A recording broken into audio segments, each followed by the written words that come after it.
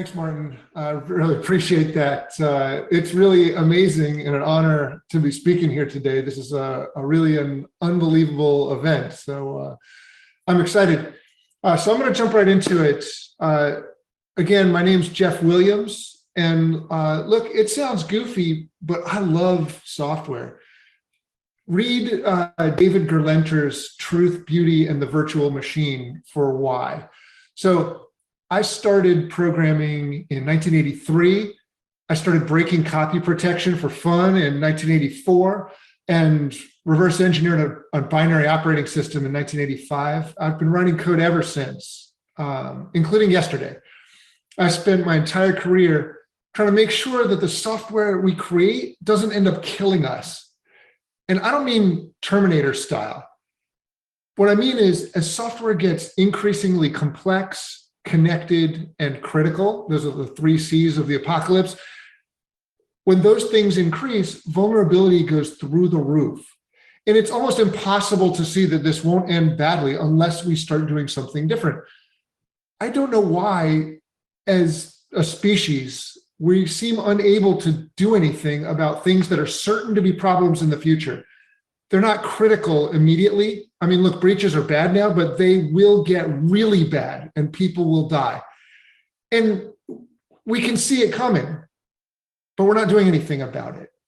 Frankly, it's embarrassing. I hope the dolphins aren't like, hey, come on, humans, can't you see your software is going to kill them? And probably kill us too? Do something. So when I think about the AppSec problem, it's been getting more and more difficult for the past 20 years. Fortunately, at the same time, OWASP has been steadily growing and maturing. And I use that term maturing loosely.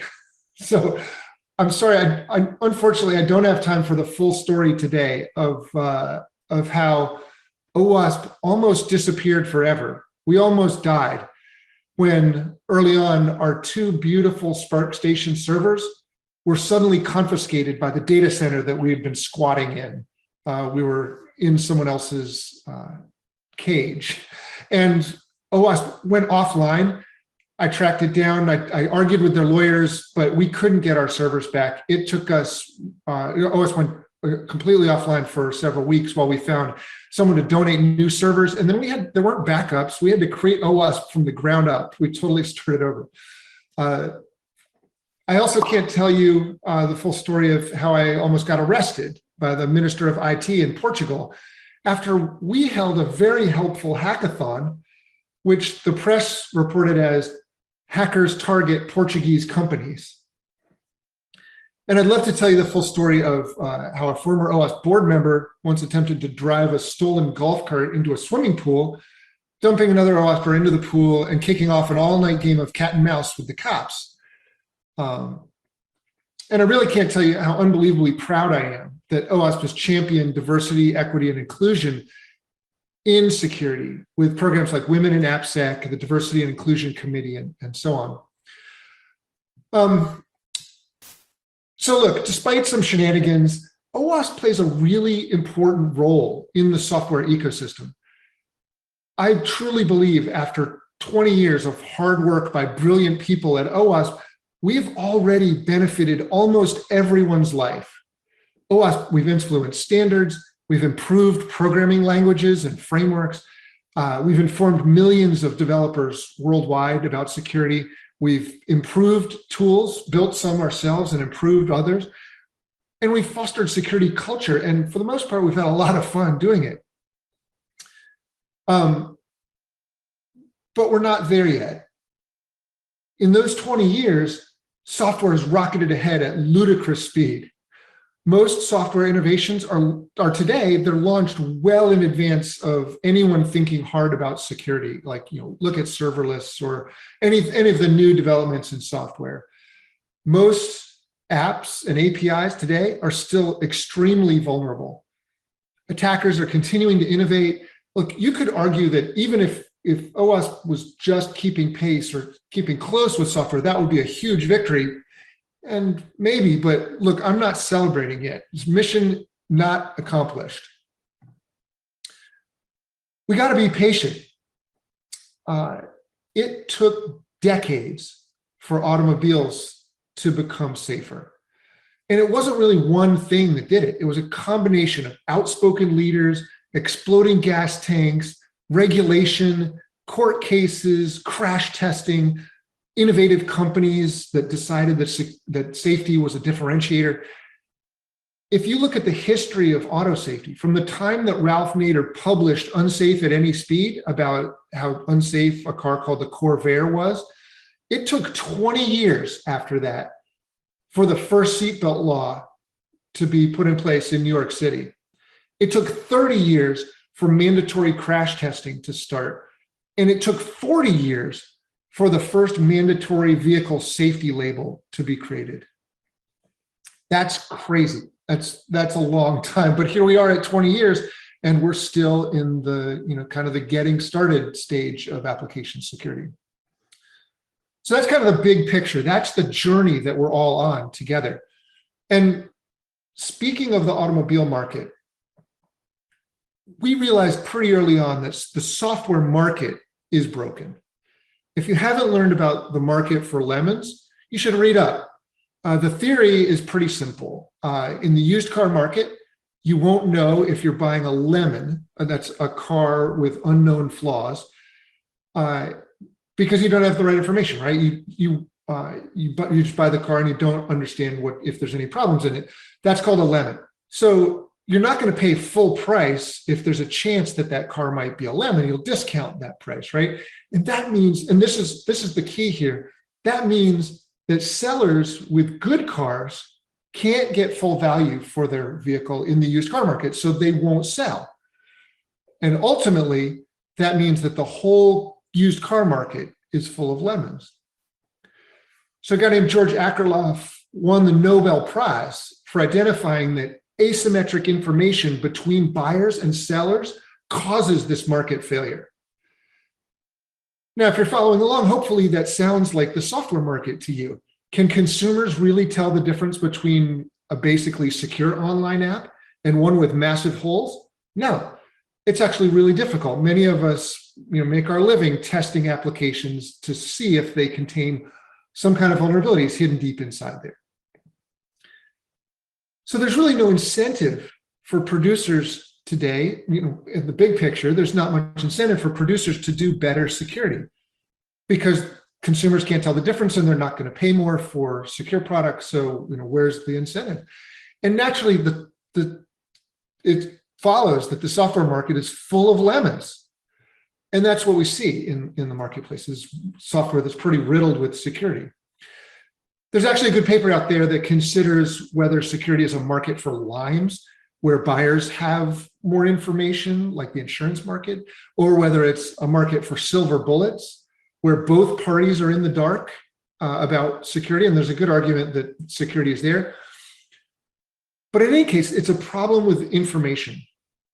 And there's numerous ways to intervene in markets to fix market problems like this asymmetric information problem. For instance, you could create tax incentives for people who create secure software, or you could create much more rigorous government regulations with penalties. You could fine companies if they create vulnerabilities. You could even sue software vendors or even developers for negligence. You put developers in jail as a criminal kind of offense.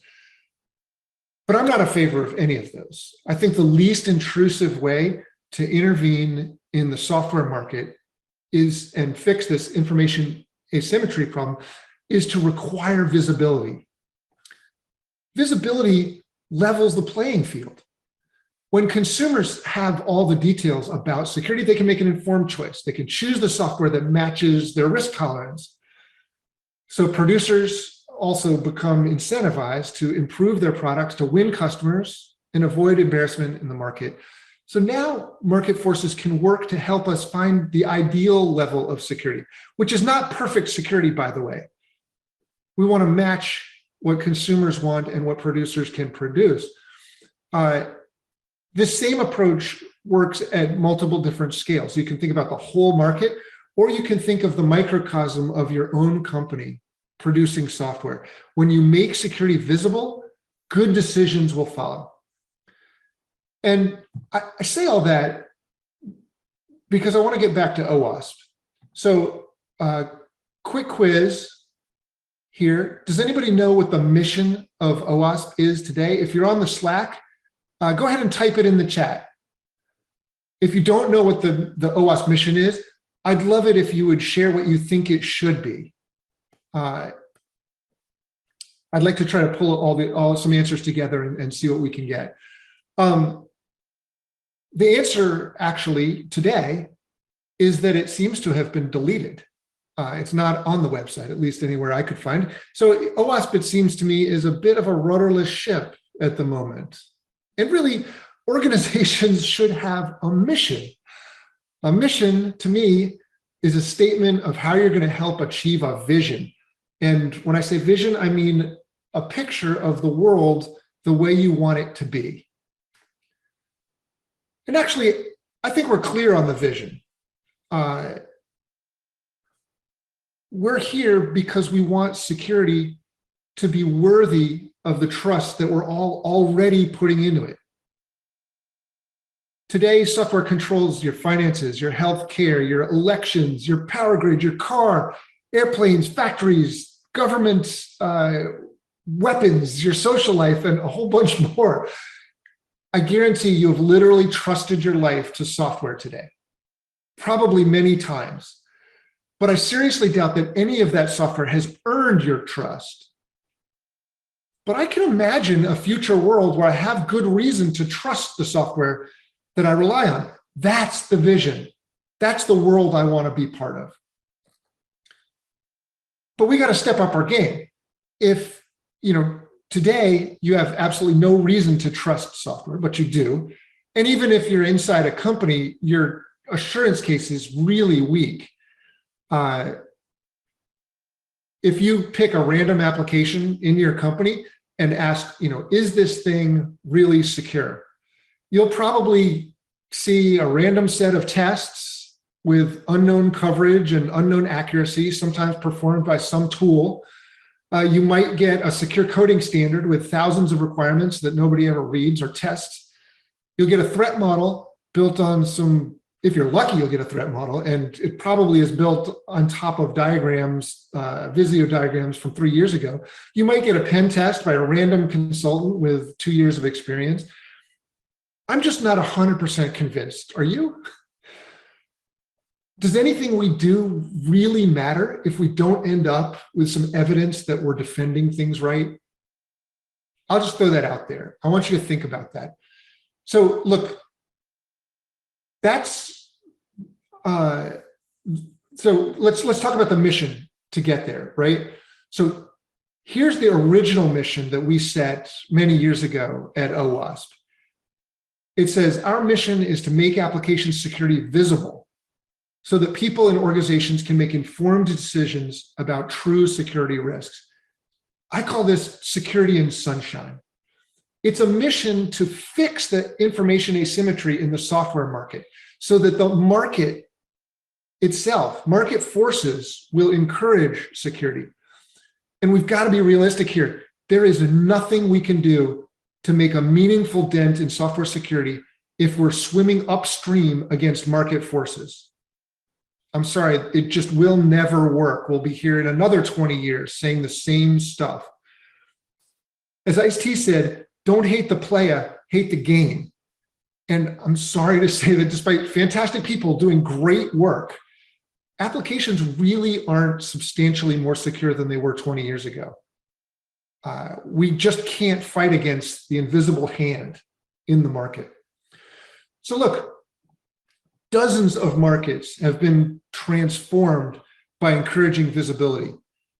Food, tobacco, drugs, sweeteners, music, movies, cars, vehicles, energy efficiency, vending machines, cleaning products, alcohol, genetically modified foods, recyclables, and a bunch more. This is an idea that works. There are a lot of things that we can do to encourage visibility. Personally, I've been talking about the power of software security labels in the market since almost the beginning of OWASP. You have to realize that even if 0 consumers read a label like this, none of them read it, it'll still have a big effect. Simply requiring more transparency into what software producers have done to secure their software will cause them to improve the security of their products. Their lawyers won't let them put a label on that says this product is riddled with vulnerabilities and it wasn't tested for security. This effect has happened over and over in many different markets when labels are introduced. Producers get affected first, even if no consumers are reading the label. Over the years, I've studied this issue very carefully. There are an overwhelming number of rigorous scientific studies that focus on the effects of labeling approaches in all the different markets I've mentioned. And I've talked with many agencies. I've met with congressmen and senators about this idea. I've talked to pretty much anybody who would listen. And OWASP has had several projects to investigate this idea, to explore and prototype software security labels. And people have apparently been listening. I am so excited that this idea is a key initiative in the recent cybersecurity executive order. The president directed NIST to initiate software security labeling programs for both consumer software and IoT devices. That's major progress. Last week, I was invited to speak at a 2-day event from NIST focused entirely on this initiative, and thousands of people attended to learn about what's going to happen here. There are a lot of disagreements about what a label like this will look like. How detailed should it be? Should consumers create their own should producers create their own labels? I'm right in there fighting and arguing about how it should look. But the truth is, it really doesn't matter very much. Most labels, like Energy Star, for example, they start out with a ton of details, and over time, they get revised simpler and simpler as people realize that it's not the details that are driving the benefit for either consumers or producers. So what we put in the label is less important than that we get labels out there and people start using them. Okay, so I want to spend a minute on DevSecOps. First, I want to say shifting left is a really terrible way of thinking about what we're doing here. First of all, we need to have security in all parts of the development lifecycle, including operations all the way to the right, not just shifting left, but more importantly, shifting sounds like we're doing the same thing and moving it to another place. But that's not going to work. Just like DevOps restructured the work of development into small pieces and so on, we need to restructure the work of security. You get it? DevSecOps is about changing how we do security. It's not about modifying DevOps or Dev or Ops. This is about us and how we work. Dev and Ops are fine. We have a chance to really rethink how security gets created, how it gets measured, how it gets communicated, how we deliver value. Today, security is still almost always done in a waterfall way. We're spending tons of time on big monolithic deliverables like security requirements documents and security architecture and an entire security pen test. We're not breaking down the work into small pieces like, hey, I'm going to work on click checking today, and I'm going to put a defense in place, and I'm going to put automated tests in place, and I'm going to get evidence that I did it right, and I'm going to make that part of my pipeline. That's like one little unit of work that we can accomplish that has traceability. We'll talk a little more about that. But we're not breaking down the work enough. We don't have tight feedback loops on single pieces of work, and we're clearly not pushing value into production all the time.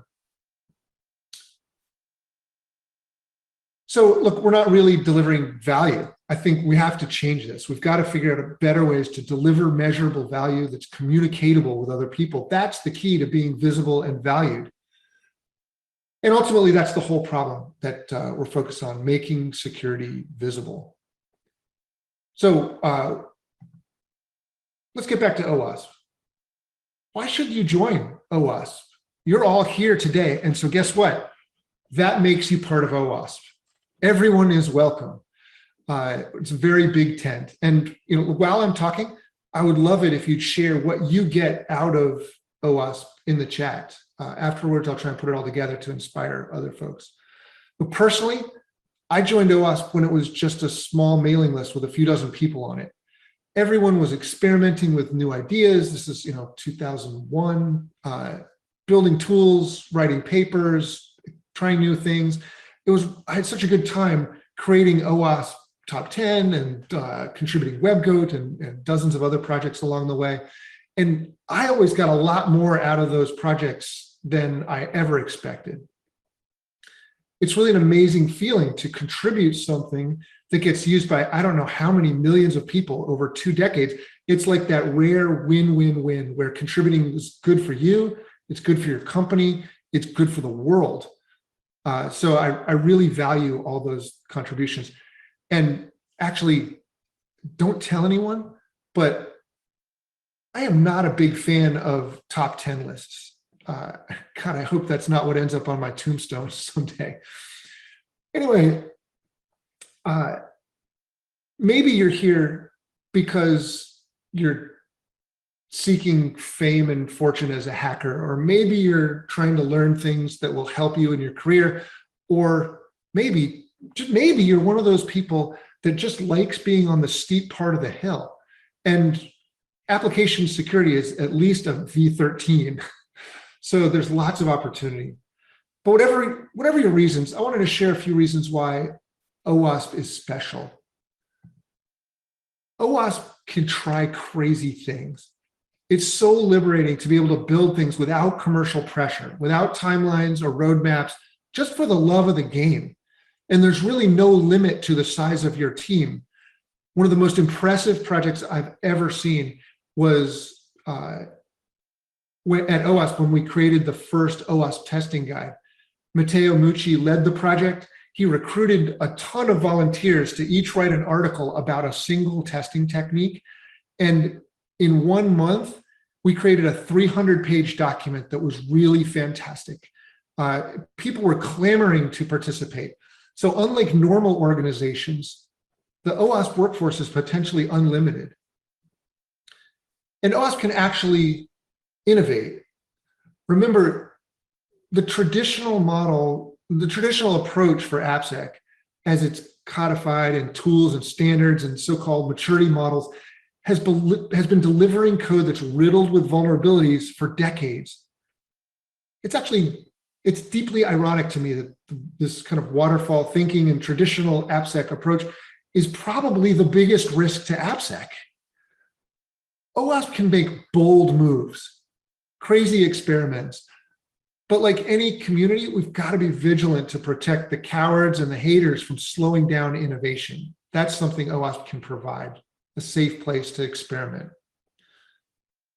And OWASP can focus on public health. Sorry, I got behind one slide here. So OWASP can focus on public health. There are doctors who treat patients, and then there's the World Health Organization to promote health, keep the world safe, serve the vulnerable. The world needs a WHO for security. And who else is going to try to improve software security for everybody? Governments? As Josh Corman might say, we are the cavalry. OWASP can empower communities too. I know for a fact that giving away intellectual property is a way better way to spend your marketing budget than ridiculous conference booths. So why not share that standard, that tool, that invention, whatever, become part of a community? And OWASP is a great platform. It works best when it serves as a platform supporting AppSec projects and innovation. OWASP should do everything it can to incentivize, recruit, promote, and support projects, but I don't think that OWASP should pick and choose. Let 1,000 projects bloom. You can do it. We're at the we're in our infancy in application security. Here's some areas that are screaming for innovation. Threat modeling, we're in the Stone Age. Security architecture, really not practiced well. Malicious code, beyond the state of the art for the most part. Serverless functions, here we go again, new technology in advance of security. Assurance, it'd be nice to produce some.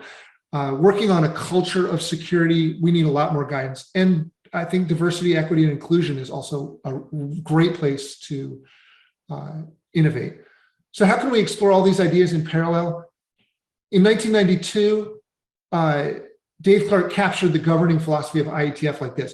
We reject kings, presidents, and voting. We believe in rough consensus and running code. This is the path forward for OWASP. We should stop trying to control things. We shouldn't try to be a for-profit company or even a traditional nonprofit. As Tyler Durden said, you decide your own level of involvement. This swarm approach, we can solve problems that individuals and even well-funded companies can't. And for God's sakes, let's not end up a training and conferences company. That has almost zero impact. So look, let me sum up. OWASP serves a critical role in the transformation of the software market. And although we're not where we need to be, we are making progress. We have an amazing opportunity to make the Dolphins proud and get in front of a serious problem for once. We can break free of the intense gravity of the risk management world and start a new orbit around planet assurance. You'll know we're getting there when you have good reason to trust the software that you depend on. What does that take? We have to figure it out for the Dolphins. So thank you. Please follow up in the Slack channel. It's OWASP standard classification, and connect with me on LinkedIn and enjoy this fantastic event. Thanks.